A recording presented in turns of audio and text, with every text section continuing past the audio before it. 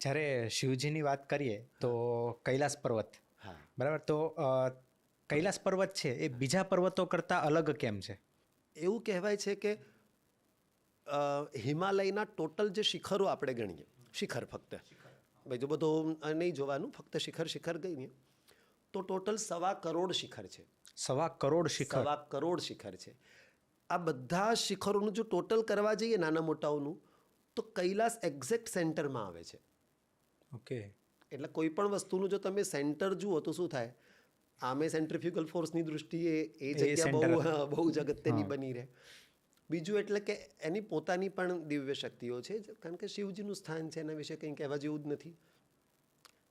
ત્યાં સમય બહુ જલ્દી પાસ થાય. કૈલાસની અંદર એક ખાસિયત છે કે ત્યાં સમય બહુ જલ્દી પાસ થાય. જો તમે કૈલાસનું આરોહણ જે સુધી કોઈએ કર્યું નથી, પણ જે લોકોએ કરી જોયું છે એમાં એવું છે કે ત્યાં આ દુનિયાના બધા નિયમો નથી લાગુ પડતા. આપણી પૃથ્વીનું જે ફિઝિક્સ છે એ ફિઝિક્સ ત્યાં લાગુ નથી પડતું. મેં અત્યારે કહ્યું ને કે આપણો દિવસ અને દેવતાઓનો દિવસ આખી વસ્તુ જ અલગ છે. આપણું જ્યારે 1 વર્ષ થાય ત્યારે દેવતાઓનો 1 દિવસ થતો હોય.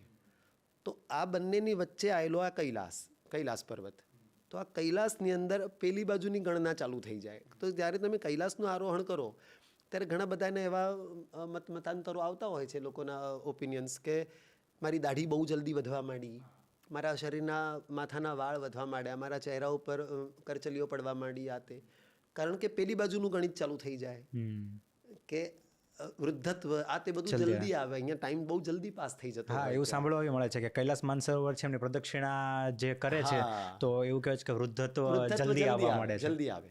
તો આ વસ્તુ છે ત્યાં કે આ સંસારના નિયમો ત્યાં બહુ ઓછા લાગુ પડે. અમુક જે જનરલ રૂલ્સ હોય એ લાગુ પડે ફિઝિક્સના, બાકી આ બધા ત્યાં લાગુ પડતા નથી. એની ઉપરથી વિમાન નથી ઉડી શકતું, એના ઉપરથી પક્ષી પણ ના ઉડે.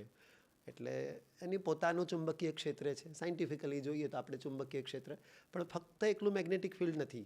મેગ્નેટિક ફિલ્ડના જેટલા પણ પ્રકાર છે, ઇલેક્ટ્રોમેગ્નેટિક ફિલ્ડથી લઈને તો સાદું મેગ્નેટિક ફિલ્ડ, બધા જ પ્રકારના ત્યાં તમારા સૂર્યના જે કિરણો છે, સૂર્યના આલ્ફા ગેમા જે બધા કિરણો હોય એ બધાની ત્યાં અસર થતી નથી.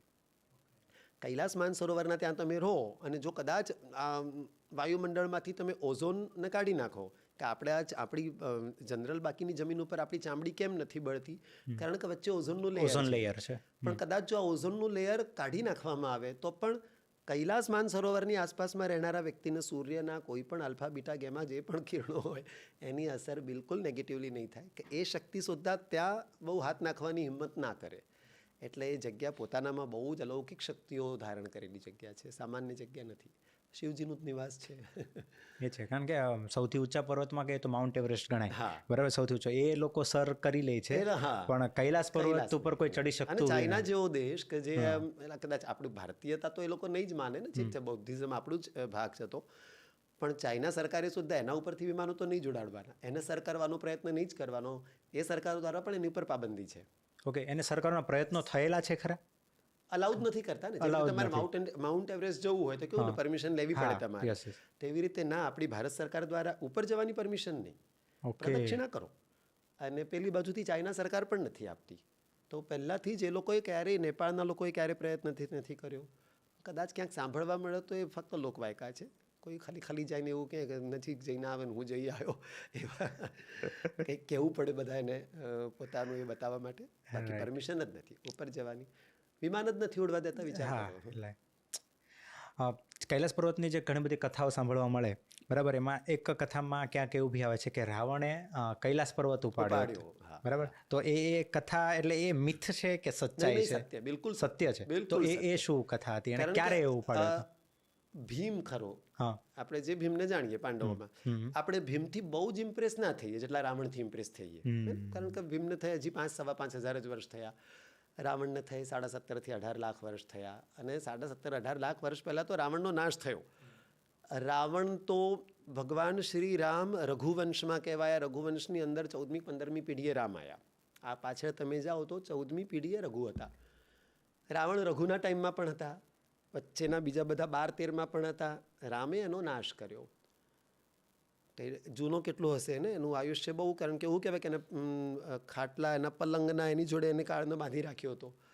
એનું એ કદાચ વાત અમને ખબર હશે. તો આવો રાવણ, ભીમની અંદર 10,000 હાથીઓનું જોર હતું. 10,000 10,000 હાથી, અને બહુ દૂરની વાત નથી આમ જોવા જઈએ તો, 5,000 વર્ષ પહેલાની જ વાત છે. Yes. જે કળયુગ શરૂ થયો એની બસ એના જસ્ટ પહેલા, બસ એ લોકોનો અંત થયો ને કળયુગ ચાલુ કળયુગ થયો. શરૂ થયો. તો 5,000 વર્ષ પહેલા સુધી જો એક વ્યક્તિની અંદર 10,000 હાથીઓનું બળ હોય, તો 17.5-18 લાખ વર્ષ પહેલા જે પોતે લાખો વર્ષ જીવ્યો, એ રાવણમાં એટલું બળ ના હોવું એ વિચારવા જેવું નથી. હોય જ બહુ અને મૂળમાં એમનો જ શિષ્ય ને. શિવનો રાવણ જેવો કોઈ ઉપાસક થયો નથી ને, ન ભૂતો ને ભવિષ્યથી. એ ગજબનો એને ભગવાન શિવ પ્રત્યેની એ હતી ભક્તિ. એટલે ભગવાનના વરદાનથી જ તમે જો શિવ મહિમ્ન સ્તોત્ર વાંચો તો એની અંદર છે એવું જ કે પ્રભુ તમારી કૃપાથી, તમારો કૃપાનો પાત્ર થયેલો રાવણ, એણે તમારી કૃપાને તમારી ઉપર જ અજમાઈ. એટલે આ વાક્યમાં જ બધું આવી ગયું. તમારી કૃપાથી જ એ ઉઠાવી શક્યો કૈલાસને. પણ આવું ના કરવું જોઈએ. તમે જેની છત્રછાયામાં રહી રહ્યા છો, તમે એને જ ડોલાવવાનો પ્રયત્ન કરો.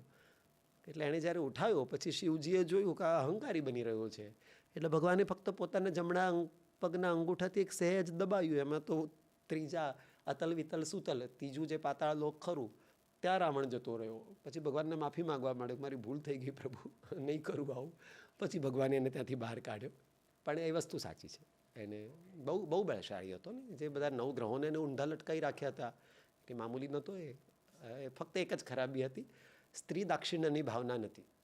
સ્ત્રી લંપટ હતો, બાકી બધું જ સારું હતું, બધું જ સારું હતું.